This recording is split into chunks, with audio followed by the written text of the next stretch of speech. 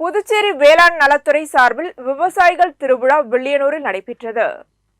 புதுச்சேரி வேளாண் மற்றும் விவசாயிகள் நலத்துறை வேளாண் தொழில்நுட்பம் மேலாண்மை முகாம் மற்றும் பெருந்தலைவர் காமராஜர் வேளாண் அறிவியல் நிலையம் இணைந்து விவசாயிகள் திருவிழா 2024 வில்லியனூர் பகுதியில் உள்ள கோபால்சாமி நாயக்கர் திருமண மகாலில் நடைபெற்றது. இதில் விவசாய பயனாளிகளுக்கு 5 வகையான பாரம்பரிய நெல் விதை ரகங்கள் மற்றும் உயிர்கரிகலன்கள் ஆகிய இடுபொருட்கள் வழங்கப்பட்டது.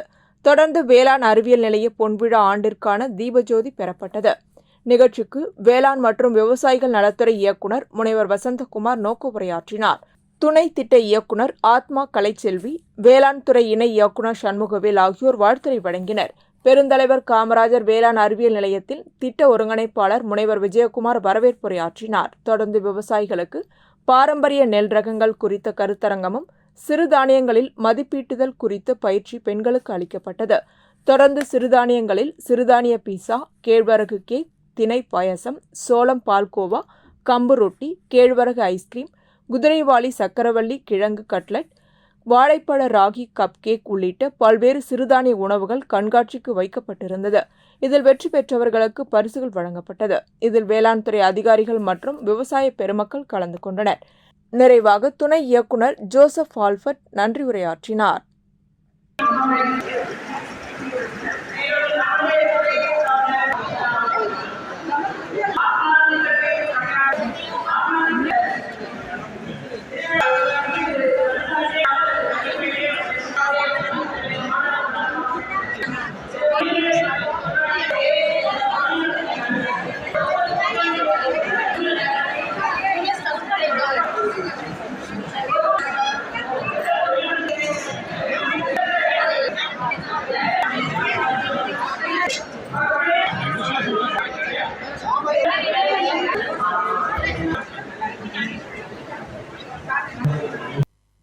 திருக்காஞ்சி ஸ்ரீ